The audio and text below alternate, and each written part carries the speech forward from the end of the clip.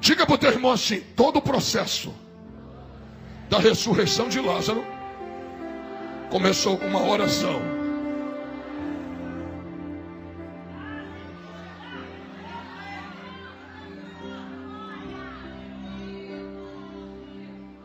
Todo o processo que Deus fez na minha vida começou com o joelho de um casal. Meu pai e minha mãe. Fui nascido e criado dentro do Evangelho. Servi a Deus na época da igreja do pastor Teotônio, na igrejinha pequena de baixo. Depois construiu a sede onde nós estamos até hoje, do qual meu pai e minha mãe servem a Deus no mesmo lugar há 50 anos, sem mudar de congregação. Olha para cá. Cresci escutando os homens louvando, a orquestra. Só que sabe como é filho de crente? Vai passamos períodos, e eu digo que a minha geração foi a melhor geração que já existiu. Porque a minha geração, eu brinquei de bola, eu brinquei de ioiô, eu brinquei de peão, eu brinquei de búlica, eu brinquei de gude, pique lateiro, pique esconde, pique tá, pique alto, polícia e ladrão.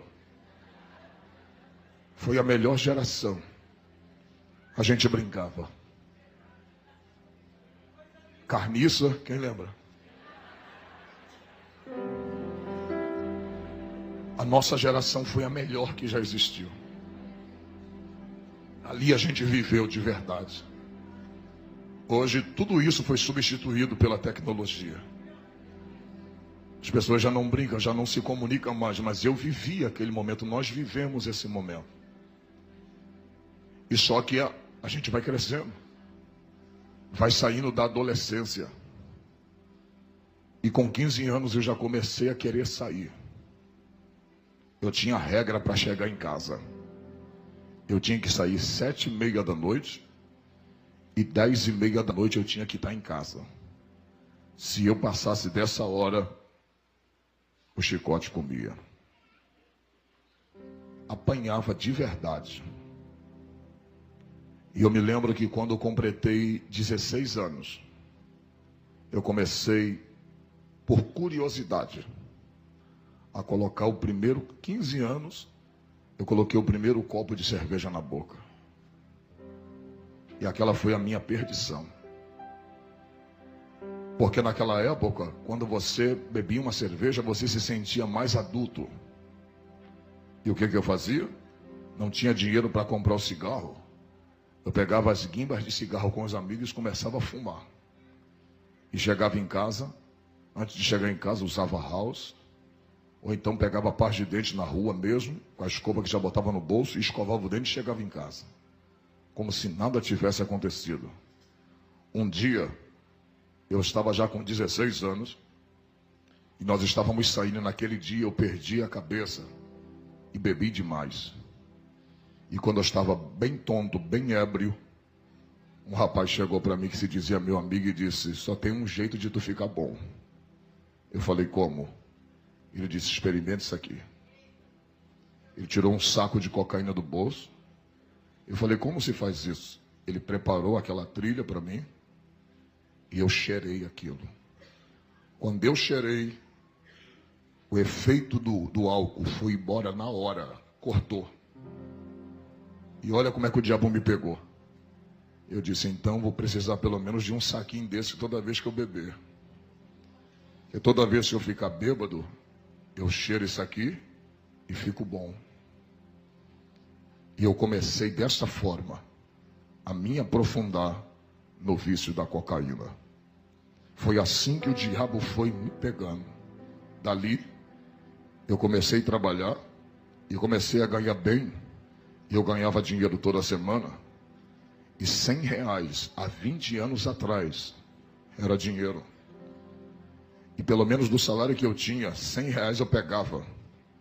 E começava a não já querer comprar sacos. Eu comprava gramas de cocaína. Comecei a arrumar amizade com os rapazes da Boca de Fumo. E ali eu comecei a usar muita cocaína. Passei a usar, a usar cocaína, e quando eu ficava bêbado, eu ia, cheirava e ficava bom. Só que o tempo foi passando. Com 17 anos eu já achava que eu era dono do meu nariz. Eu já estava extremamente afundado na cocaína. Daí, eu já não queria mais gastar dinheiro. Aquela cocaína que eu pegava no morro, a gente já trazia para a Comendador Soares, onde eu morava. E dali, nós pegávamos aquela cocaína semi-pura, que nós tínhamos contato, e pegava aquela cocaína e colocava tudo quanto era desgraça ali dentro. Pó Royal, colocava xilocaína, Doril, tudo ali, misturava. E fazia aquela grande quantidade de cocaína. Então já não passei a ser mais usuário. Eu já passei a traficar. Eu mantinha o meu vício. Dali, a gente já começou a comprar armas, a usar armas. E nisso o diabo foi afundando a minha vida, sem eu perceber. Só que existia dentro da minha casa, e existe. Ela mora na casa dela e eu na minha. Mas uma mulher que não deixava de orar. Eu por muitas vezes vi minha mãe orando, dizendo assim: Deus, se quiser levar um dos meus filhos, leve, mas leve eles dentro de casa. Não me dá o desgosto de ver nenhum dos meus filhos estirado na rua. Nenhum. E nessa minha ida de tráfico, algumas coisas eu não vou poder falar, que está sendo gravado. Mas nessa minha ida de tráfico, eu me lembro que eu tinha alugado uma casa para traficar. E naquela noite, eu estava com aquele Magno 45, aquela 45 na minha cintura. E nós estávamos vendendo pó dentro daquele beco. Chegou um homem. E antes daquele homem chegar, eu passei por ele dentro daquele beco. E aquele homem foi o homem que veio para me matar. E naquele momento eu cheguei ali. Eu passei por ele naquele beco. Ele me deu boa noite. E eu dei boa noite para ele. E ele parece que não me reconheceu. Aí você fala assim: pastora, foi só uma coincidência. Não. É Deus cegando os olhos do teu adversário. Eu passei por ele. E quando eu saí para fazer uma outra situação, entregar uma carga, como a gente dizia, entregar uma quantidade de cocaína a um determinado lugar, os meninos que estavam lá disseram: Trovão, um homem veio te procurar. E ele não estava só. Até as pessoas que estavam do lado de fora, irmãos, não conseguiram me ver. Deus estava me escondendo no seu esconderijo. E dali, os irmãos já viram. Eu comecei a traficar demais. Comecei a vender demais. E eu fui me iludindo com o dinheiro que eu ganhava. Porque quem já viveu no tráfico sabe que o dinheiro entra muito fácil. E da maneira que entra, é da mesma maneira que sai. Dali, o filho de crente já começou a ir para o baile. Já começou a brigar na rua. Já começou a fazer bondes e arrastões. Já começamos a fazer arrastão na rua. Na época, onde Nike naquela época era muita ostentação possuir um Nike naquela época. E olha como o diabo colocou o desejo de fazer a mesma coisa. Foi quando roubaram o meu. Eu disse: já que roubaram o meu, todos vão perder. E a gente tomava tudo que tinha. Tudo que tinha nós tomávamos. E eu me lembro que um belo dia um amigo meu chegou para mim e disse assim: Júnior, vamos a Queimados. Vamos ali ceifar uma vida. Naquele dia eu descobri que o diabo está por trás de tudo. Eu me lembro que quando eu fui, nós pegávamos um ônibus, e eu estava com aquela 45 na cintura. Ele disse: esse cara mexe com a minha mulher.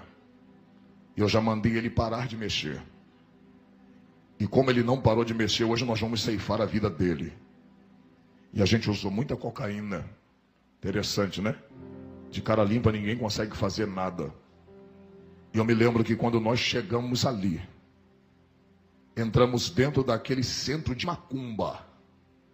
Hoje eu entendo o que o diabo faz e como o diabo está por trás de ceifar uma vida. Quando nós chegamos naquele centro de macumba em Queimados, a dona do centro de macumba, ninguém sabia que nós íamos ali, ninguém. A dona do centro de macumba chegou e disse assim: vocês vieram matar o Marcos? Aí eu olhei para o Carlos. Ela falou assim: não mata ele aqui dentro não. Mata ele aqui fora, para não sujar o centro. Mas ninguém sabia. Ninguém sabia.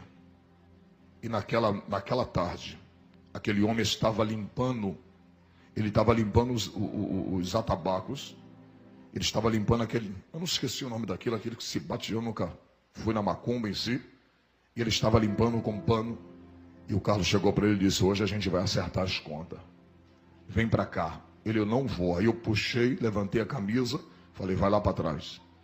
E quando ele ficou lá atrás do quintal, eu me lembro que o Marcos estava a mãe e o pai dele. E naquela tarde, o Marcos explicando para o pai e para a mãe dele, dizendo: você vai morrer por isso, porque você é sem vergonha. Você está mexendo com a minha mulher. Rapaz, o cara é endemoniado, ele estava endemoniado. Ele disse assim: por que você não veio sozinho?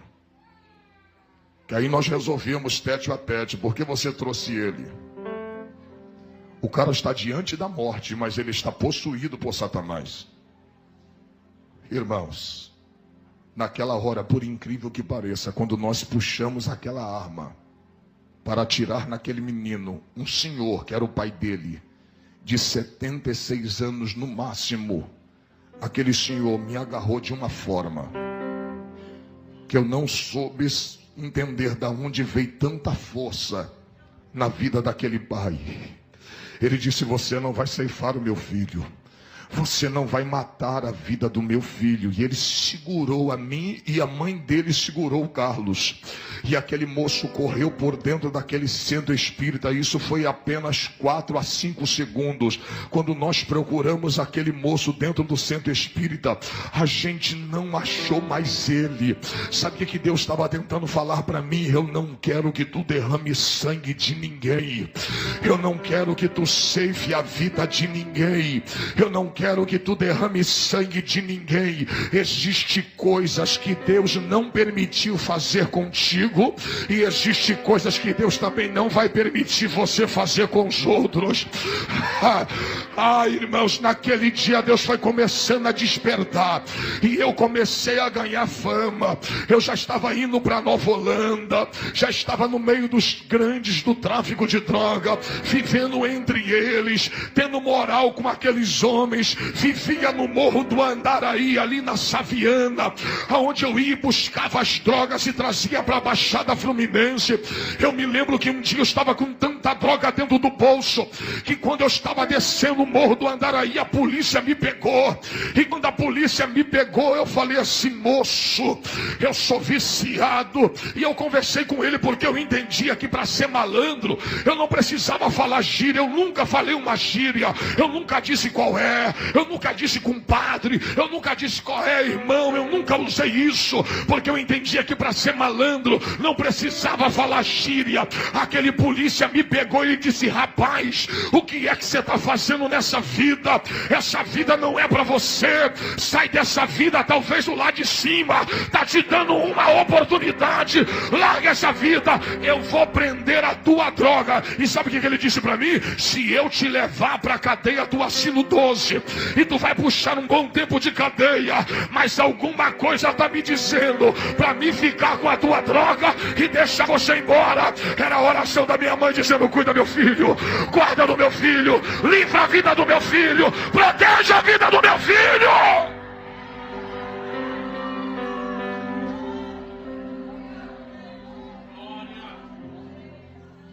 Olha para mim. Aquele dia eu tomei aquele bote, sabe o que eu fiz? Fui lá para o Morro do Acari e peguei mais uma quantidade de drogas. E fui para dentro de uma casa de um amigo meu chamado Virley. Colocamos aquela grande quantidade de cocaína, parecia um monte, dentro de um prato. Comecei a cortar aquela cocaína na gilete, fazendo as trilhas. E nós começamos a cheirar. Cheirar. Eu e ele, cheirar.